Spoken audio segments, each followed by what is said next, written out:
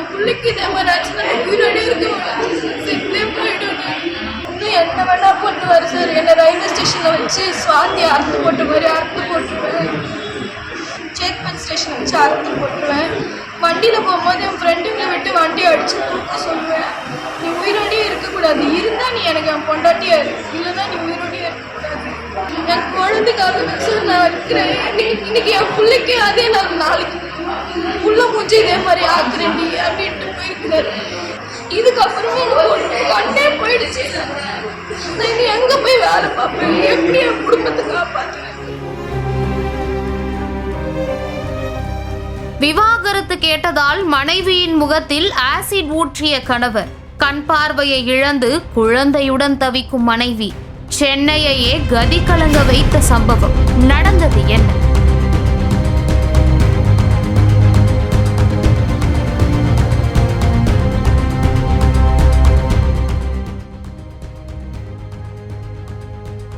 சென்னை ஜமீன் பல்லாவரம் பாரதி நகர் துலக்கானத்தம்மன் கோவில் தெருவை சேர்ந்தவர் ஃபாத்திமா. இவர் முகமது அலி என்பவரை காதலித்து கடந்த 5 ஆண்டுகளுக்கு முன்பு திருமணம் செய்து கொண்டார். இந்த தம்பதிக்கு 4 வயது ஆண் குழந்தை இருக்கும் நிலையில் கணவர் தொடர்ந்து குடித்துவிட்டு பிரச்சனை செய்து வந்ததாக சொல்லப்படுகிறது. அது மட்டுமல்லாமல் தொடர்ச்சியாக முகமது அலி தாக்கியதால் ஃபாத்திமா கணவரை விட்டு பிரிந்து வாழ்ந்து வந்துள்ளார். இந்நிலையில் விவாகரத்து கேட்டு நீதிமன்றத்திற்கு சென்றுள்ளார் ஃபாத்திமா. இதனால் ஆத்திரமடைந்த முகமது அலி ஃபாத்திமாவை ஓட ஓட விரட்டி ஆசிடை ஃபாத்திமா முகத்தின் மீது ஊற்றியதால் 2 கண்கள் பார்வை இழந்த நிலையில் மருத்துவமனையில் ஃபாத்திமா அனுமதிக்கப்பட்டுள்ளார். இதுகுறித்து பல்லாவரம் காவல்துறையினர் விசாரணை நடத்தி வருகின்றனர்.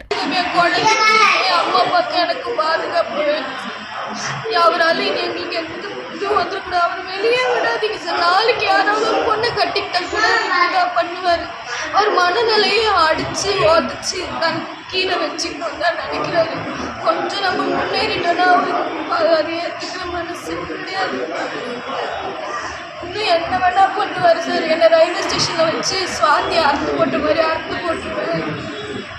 சேத்பட் ஸ்டேஷன் வச்சு அறுத்து போட்டுருவேன். வண்டியில் போகும்போது என் ஃப்ரெண்டுங்களை விட்டு வண்டியை அடித்து தூக்க சொல்லுவேன்.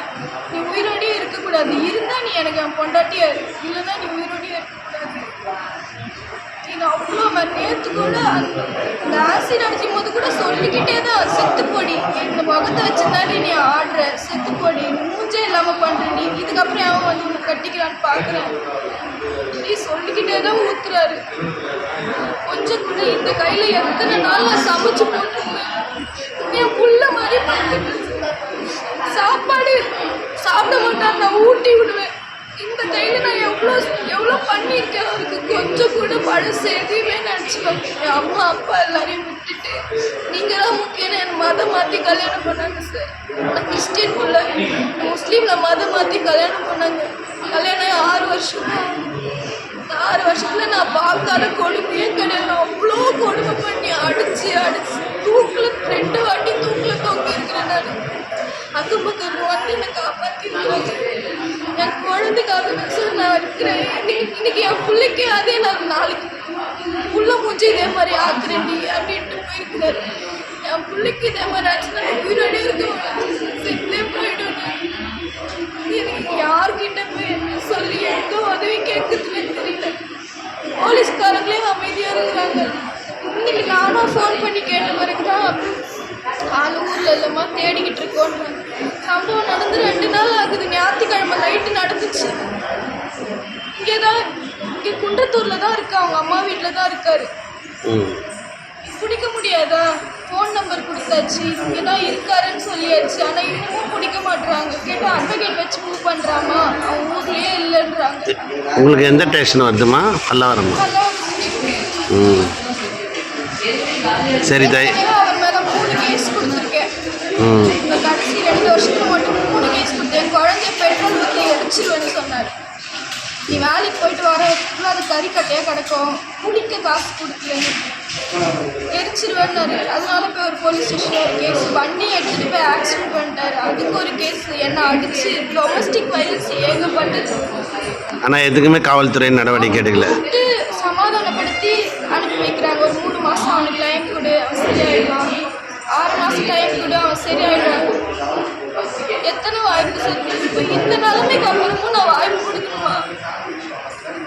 இதுக்கப்புறமே எனக்கு ஒரு கண்ணே போயிடுச்சு. நான் இனி எங்கே போய் வேலை பார்ப்பேன், எப்படி என் குடும்பத்தை காப்பாற்றுவேன்? நம்பிக்கையே இல்லை, வாழ்றதுக்கே நம்பிக்கையே இல்லை.